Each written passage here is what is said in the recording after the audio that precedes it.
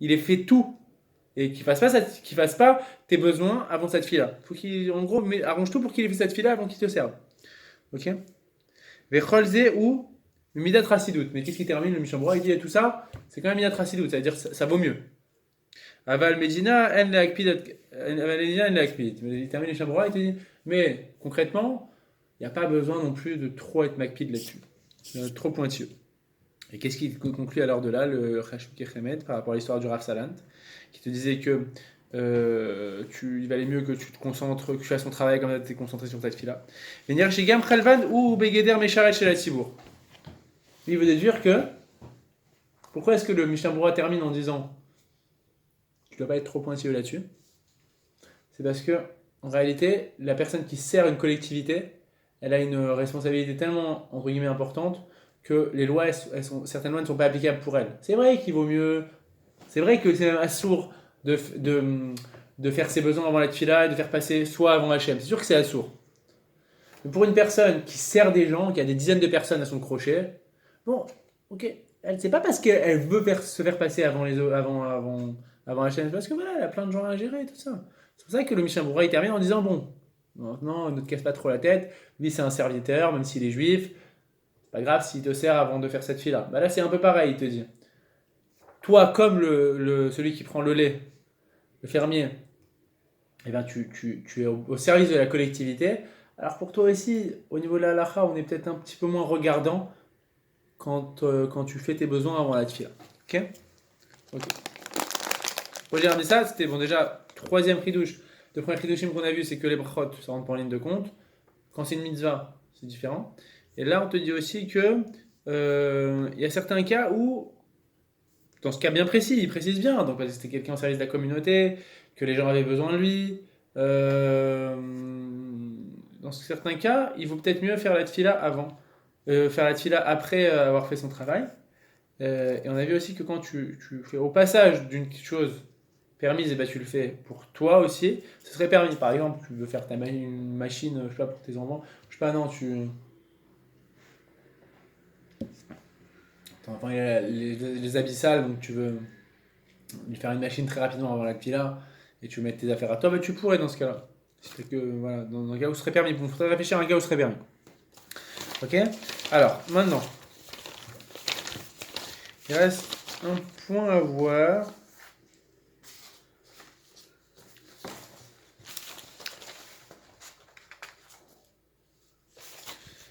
Euh, celui de la douche en fait, la douche avant la fila. Alors, regardez, prenez la page numéro 3. On a... qu'on n'a pas. Quoi, tu l'as pas? Ah, vous l'avez pas? C'est ça qu'on n'a pas. Vous l'avez pas? Alors, soit je l'ai faite, soit je vous la ramène à l'oral. Non, je l'ai pas faite, je la ramène à l'oral.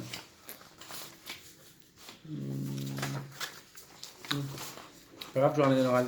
Ça, on est la 4, après c'est la 4 qui va importer après, vraiment. Donc là, c'est pas grave. J'aurais tout agrafé en début, mais comme je les perds les feuilles, je suis obligé de les réimprimer à chaque fois. Après, c'est la 5 qu'il faut prendre, pardon. La 5. Donc 3 et 5.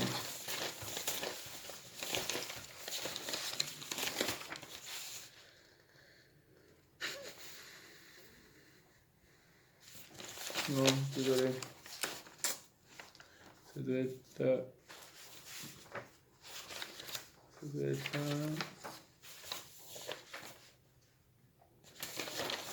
ça doit être la 6, si je ne dis pas de bêtises. C'est la 6, ouais. C'est la 6. Alors pourquoi, excusez-moi.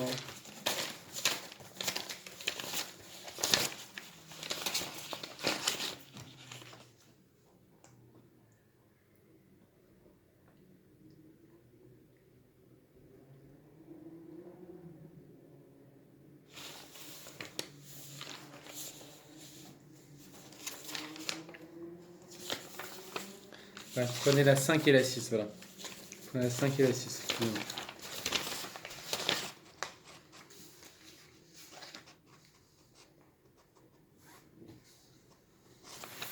Okay. Donc regarde, dans la 3, juste, si vous voulez, il y a un dîne qui est ramené par le Rambam, et sur lequel va se baser le Shulchan Aruch pour trancher la halakha.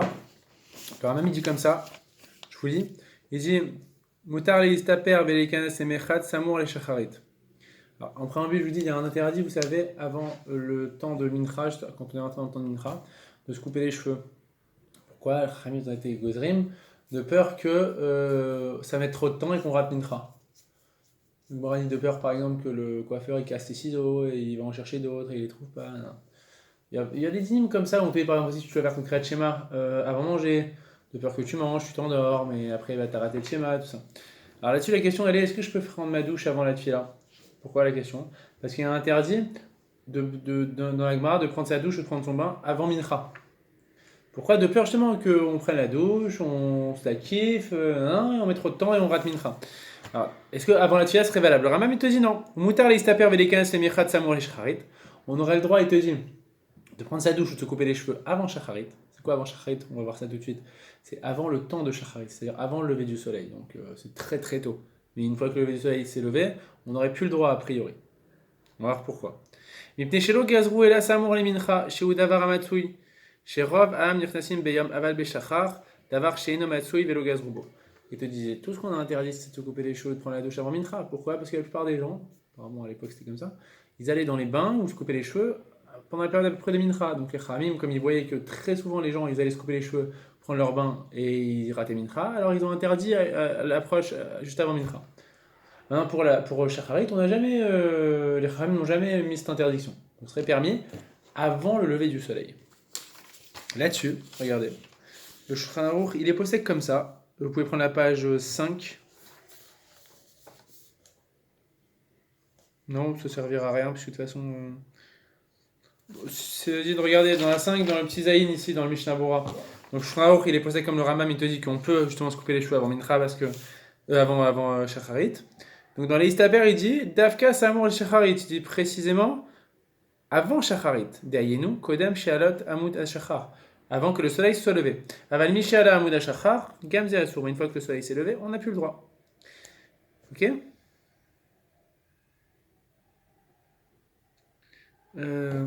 Alors, regardez maintenant la page numéro 6. Là-dessus. Pose une question. C'est Alichot Shlomo, le Rav Shlomo Zalman Auerbach, qui pose la question qui dit comme ça dans la petite halakha Hey. Halakha Hey, elle est ici, regardez. Juste là. Tu l'as déjà mis? Vas-y, comme ça, il te dit Achnasat Kvisa, celui qui veut aller se laver avant la tfila.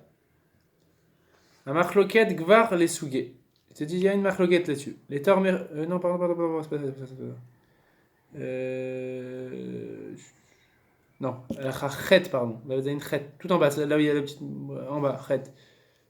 En Raoud Lichot Sagouf Besavon. Tu l'as ouais. Donc il te dit il ne faut pas se laver le corps avec du savon avant la tfila. Vechadome Kodem Atfila. Ou toute chose comme ça avant la tfila. Aval et Ishtatef.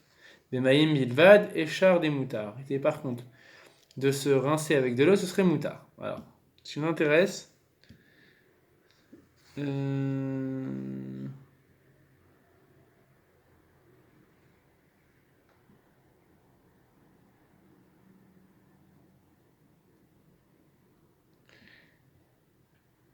Alors, c'est le petit Yudalef qui est ici, regardez.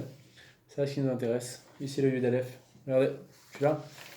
Alors pourquoi il te dit, alors déjà, on veut comprendre. Lui apparemment, il y a deux choses intéressantes dans ce qu'il dit. Il te dit que tu aurais le droit avant la tefila, même s'il y a eu le lever du soleil. Non, on va voir. Alors il te dit, on n'a pas le droit en tout cas, quand on prend sa douche avant la tefila, de le faire avec du savon. Pourquoi? Il te dit quoi? Deaf chez mes voir, Bessiman, Petet, Seif Zain, chez le Gazouela, la Michat, Samour, le Shcharit. C'est que bien qu'on ait vu que on n'a pas interdit de se laver avant la tefila. Ok? Nicole Macom, Nayun Dafka, Samour, le Shcharit. Il te dit ça, c'est que avant Shacharit, c'est-à-dire avant le lever du soleil, avant qu'on rentre dans le moment où on peut faire Shacharit. Aval Mishegi Azman, Deyenumerata Shachar. Arrêt, la varie assure les Adam et Itasek de Torkav. Et par contre, si le soleil s'est levé et que c'est le temps de Shacharit, on n'a pas le droit de prendre sa douche. Alors, il y a un petit 36 qui te rajoute quand même que de nos jours, on s'appuie sur l'avis du Kolbo qui est un posek qui permet même quand le soleil il s'est levé, c'est-à-dire qu'on est rentré dans la semaine de la tefila, même à partir de ce moment-là, on pourrait prendre sa douche. Maintenant, lui, la question, elle n'est pas là-dessus. La question est de savoir est-ce qu'on peut se laver avec du savon. Donc là, Gemara te dit avant que le soleil se soit levé, tu aurais le droit de prendre une douche. Le soleil s'est levé, tu n'as plus le droit. Comme ça, on est posé avec la halakha. Il y a le kolbo qui permet même quand le soleil s'est levé. Maintenant, la question, est-ce qu'on pourrait le faire avec du savon? Que ce soit avant la tfila, avant le lever du soleil, pour ceux qui te disent que c'est qu'avant le lever du soleil qu'on peut se laver, ou que ce soit ou que ce soit même pour ceux qui permettent comme le kolbo après le lever du soleil, qui te permet de te laver. Est-ce qu'on a le droit de le faire avec du savon, pour l'un ou pour l'autre? Mikol makom rechitza besavon, ari tzorki atzmo bilvad ven l'erota ketsoar atfila. Il te dit par contre se laver avec du savon, ce serait un luxe. Ce serait une question de bien-être. Donc là, on ne peut pas dire que c'est pour les besoins de la tfila.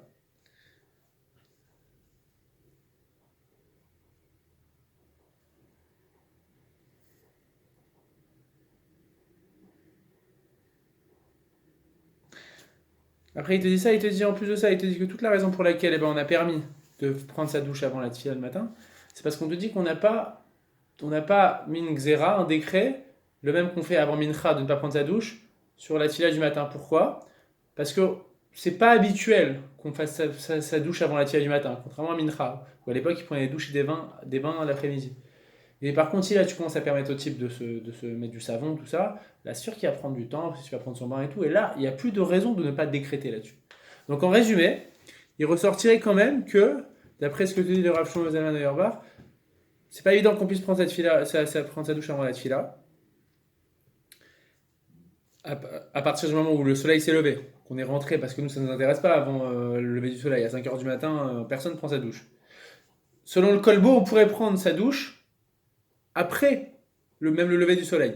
C'est-à-dire le type, il a la tfila à 8h15, il veut prendre sa douche à 8h moins quart, est-ce qu'il a le droit? Selon le kolbo, il aurait le droit. Pourquoi? Sûrement peut-être parce que le kolbo, il te dit que ça lui permet de prier bien, quoi, pour qu'il sonne propre, tout ça. Mais même selon le kolbo, tout ça, a priori, le savon, ce serait pas top. Ouais, parce que là, c'est un peu un luxe. Mais il semble clair qu'une personne qui a besoin de ça pour faire une bonne fila, de prendre sa douche avant la fila, voilà, ou je sais pas, ou qui a besoin de sentir bien, elle pourrait même utiliser du savon. C'est Tzorke Shamaïm, encore une fois, ce qu'on a dit. Tout ce qui, la ligne directrice, c'est tout ce qui va te permettre de mieux prier ou de faire mieux ta Avodat Hashem. Alors là-dessus, on est un peu plus méquille. Dernier point, et on termine avec ça. C'est le suivant, c'est est-ce qu'on aurait le droit de faire son lit, tout ça? C'est justement, alors prenez la page, c'est la même page, justement, je vois si j'ai rien sauté, je vous le rappelle, je vous le résume à l'oral, ce qu'on a sauté parce qu'on va pas faire sur le texte, parce que ça fait déjà 3/4 d'heure. Je vais si on n'a pas sauté de point. Donc on a vu tout ce qui est Khafté Shamaïm, prendre la douche. On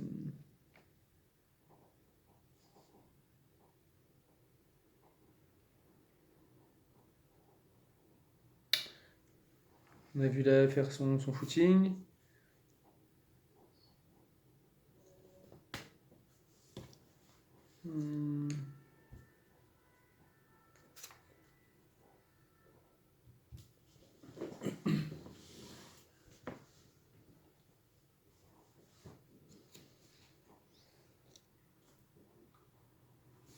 Donc ça je vous dis à l'oral, mais le Orletzion et le Rav Shlomo Zalman Auerbach, ils interdisent de se raser avant la tfila, dès que le temps de la tfila est arrivé. Ok. Alors on a le dernier point qui est intéressant. Prenez la page numéro 6. Alacha He. Achnasat Gvisa. Le type qui va faire une machine à laver avant la tfila. Amechuleket Gvar les Suge. Les tor mechouanit Gvisa Ve'afalta. Donc voilà, celui qui veut faire sa machine à laver avec des programmes, tout ça. Vechen otsat obsolète les pach hashpa sheba rechov, celui qui veut sortir sa poubelle. Vechadome, toutes ces choses-là. Mutarim kodem atfila, ça serait permis avant la tfila. Intéressant. Vekemoken nire deyesh leakel liknot lifne shachet ochel liktanim. Donc comme on a dit ça, on permettrait aussi d'acheter de la nourriture pour les enfants avant la tfila. Ayotzim les limudam, qui vont à l'école ou qui vont aller étudier. Alors juste on voit pourquoi est-ce qu'il permet a priori de sortir la poubelle, tout ça c'est étonnant. Je l'ai pas lu. Il dit, le petit Letzaïn dit Vechen Sadour Mitato Kshe'en Mi Shemesader Avuro. Même faire son lit quand il a personne pour qui le faire. Il faudrait réfléchir pourquoi est-ce qu'on aurait le droit de faire ça, de sortir à la poubelle, tout ça. C'est pas évident. Enfin, c'est pas évident de comprendre pourquoi, quoi. Sa machine peut la faire après, son truc, mais c'est intéressant. En tout cas, hyper bien. Il y a une petite note 22, 23, 22. Chez Eino, Meutar, Vitfilin. Quand il a passé de filine, d'accord. Encore une fois, ça c'est quand celui il sort sa poubelle parce que c'est pas cabot pour les filines. Et Kamuken, Nassar Abeno, Hachem, Mabokar, Kodanatila, Nagar, Alefat, Amidon, la fois où on